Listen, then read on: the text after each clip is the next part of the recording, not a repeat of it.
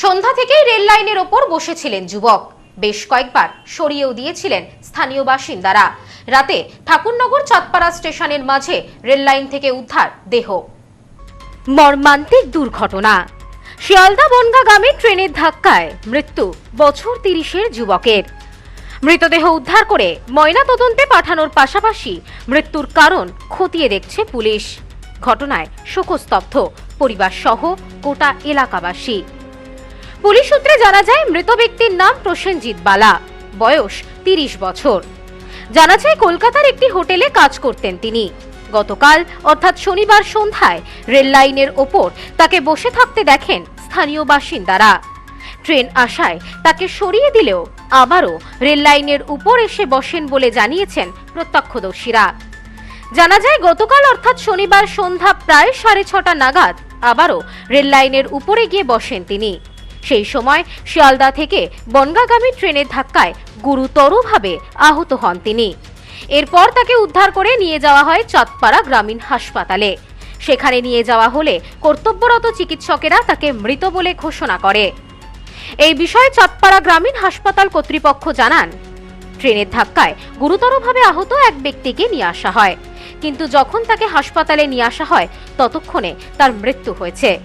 Police এসেছেন এবং মৃতদেহ উদ্ধার করে ময়নাতদন্তের জন্য পাঠানো হয়েছে। পেশেন্টটিকে যখন নিয়ে আসে তখন পেশেন্টটি মৃত অবস্থায় এসেছে। আমি বাইরে গিয়ে পেশেন্টটিকে দেখি, তখন অবধি পেশেন্টটার নাম বা কিছু উদ্ধার হয়নি। পেশেন্ট সে অবস্থায় আননোনই ছিল।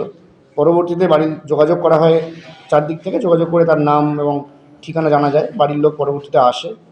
6:40 নাগাদ আমি তাকে মৃত বলে ঘোষণা করি এবং পোস্টমর্টমের জন্য তাকে আমরা বনগাঁ বড় হাসপাতালে রেফার করি।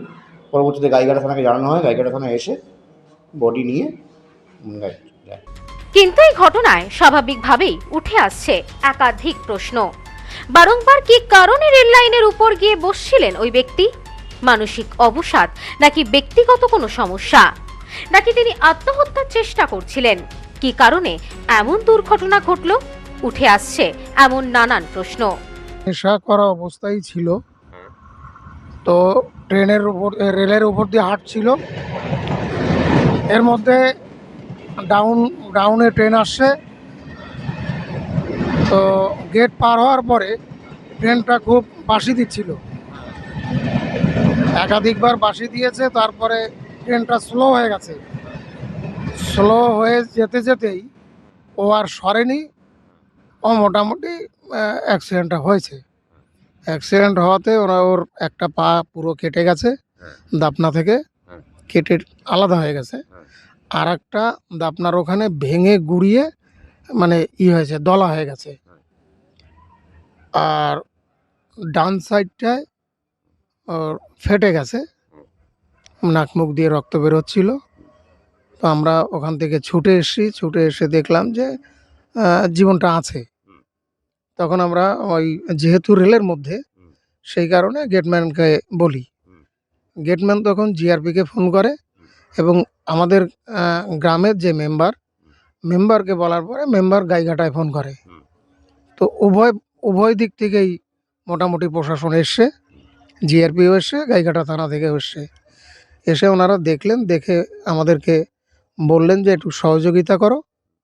তারপরে ওই বেডশিট এনে বেডশিটের উপরে রেখে ওকে ওই নিয়ে যাওয়া হলো গেটে। তারপরে ওখান থেকে টোটোতে করে হসপিটাল থেকে তখন কি আর প্রাণ ছিল? হ্যাঁ, হসপিটাল যখন এখান থেকে নিয়ে যায় তখনও ছিল। এবার নেশাগ্রস্ত ছিল মনে হয়। হ্যাঁ, নেশাগ্রস্তই ছিল। নেশা করত। হ্যাঁ, নেশা বরাবরই করতো। পরিবার এবং স্থানীয় বাসিন্দাদের একাংশের দাবি, ব্যক্তিগত কিছু সমস্যার কারণে মানসিকভাবে ভেঙে পড়েছিলেন ওই ব্যক্তি। কারো সাথে কোনো কথা বলছিলেন না।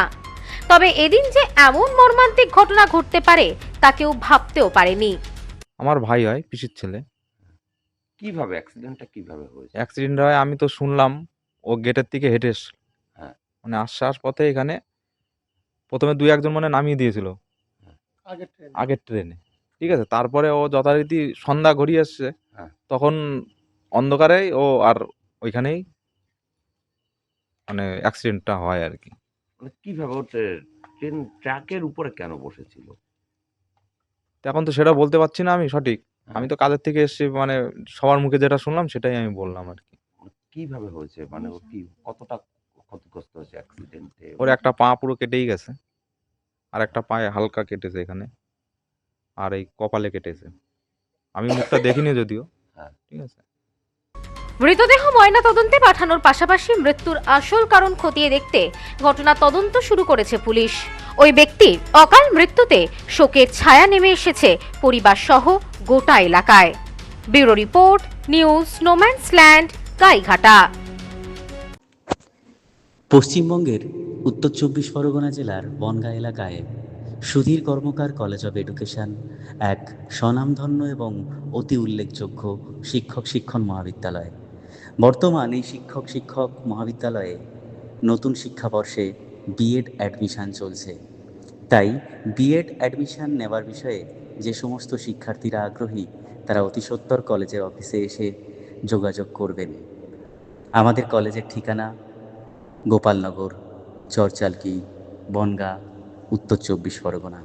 পিন নম্বর ৭৪৩২৩৫।